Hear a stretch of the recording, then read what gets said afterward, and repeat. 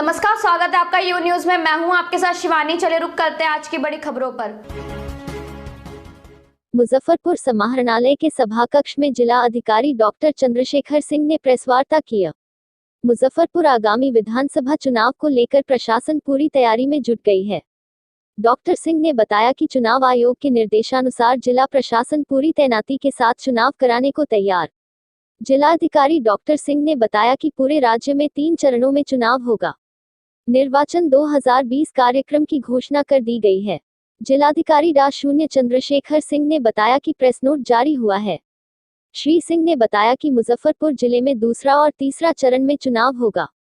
जिलाधिकारी डॉ. चंद्रशेखर सिंह ने बताया कि कार्यक्रम घोषित हुआ है। यह पूरे राज्य में 3 चरणों में चुनाव कराया जाना है। उसमें हम लोगों के हाथ और तृतीय चरण में पूरे जिले में 2 चरणों में चुनाव संपन्न होगा। श्री सिंह ने बताया कि जिन विधानसभा क्षेत्रों का है उसमें वैशाली लोकसभा क्षेत्र के 5 घोषित हुआ है। मीनापुर, कांटे, बरूराज, पारू और साहिबगंज शामिल है। तृतीय चरण में जो होना है उसमें हम लोगों के जो मुजफ्फरपुर लोकसभा क्षेत्र के 6 विधानसभा क्षेत्र हैं वह शामिल है। उसमें हम लोगों के गायघाट, बोचहा और आई सकरा, कुदनी और मुजफ्फरपुर शामिल है। चुनाव का कार्यक्रम है उसमें डेट 9 अक्टूबर 2020 को है। लास्ट डेट ऑफ नॉमिनेशन 16 अक्टूबर 2020 को है। स्कूटनी 17 अक्टूबर 2020 को है। 19 अक्टूबर विड्रॉल का है। चुनाव 3 नवंबर वह और गिनती 10 नवंबर को है। इसी प्रकार तीसरे चरण चुनाव का भी है। New news live India Muzaffarpur से शीला चंद्रा की रिपोर्ट। आयोग के द्वारा बिहार विधानसभा आम निर्वाचन 2020 के कार्यक्रम की घोषणा कर दी गई है। आज प्रेस नोट जारी हुआ है। उसी के क्रम में आज यहाँ हम लोग मुजफ्फरपुर ज़िले में प्रेस कॉन्फ्रेंस कर रहे हैं। उसमें आप सभी लोगों का स्वागत है। हम लोगों का जो कार्यक्रम घोषित हुआ है, पूरे राज्य में 3 चरणों में चुनाव कराया जाना है। उसमें हम लोगों के यहाँ द्वितीय और तृतीय चरण में पूरे ज़िले में 2 चरणों में चुनाव संपन्न होगा। जो हमारा द्वितीय चरण में जिन विधानसभा क्षेत्रों का है उसमें वैशाली लोकसभा क्षेत्र के हमारे जो 5 विधानसभा क्षेत्र हैं उनका है। जैसे मीनापुर, कांटी, बरूराज, पारू और साहेबगंज शामिल हैं। बाकी तृतीय चरण में जो होना है चुनाव, उसमें हम लोगों के जो मुजफ्फरपुर लोकसभा क्षेत्र के 6 विधानसभा क्षेत्र हैं वो शामिल हैं।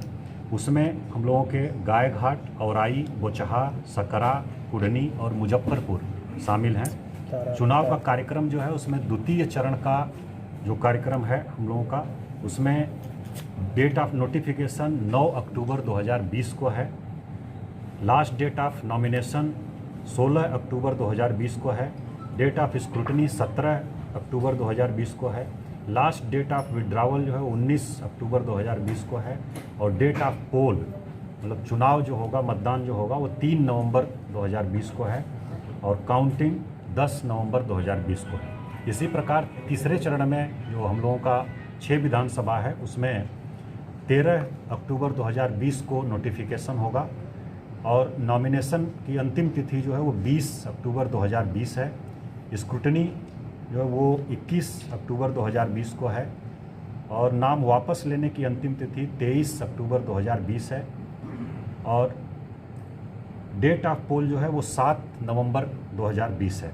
और इसकी भी काउंटिंग 10 नवंबर 2020 को है। इस प्रकार से कार्यक्रम की घोषणा की गई है और उसके अनुसार हम लोग इसकी तैयारी कर रहे हैं। पूरे ज़िले में हमारे मतदाता जो हैं 32,54,380 हैं।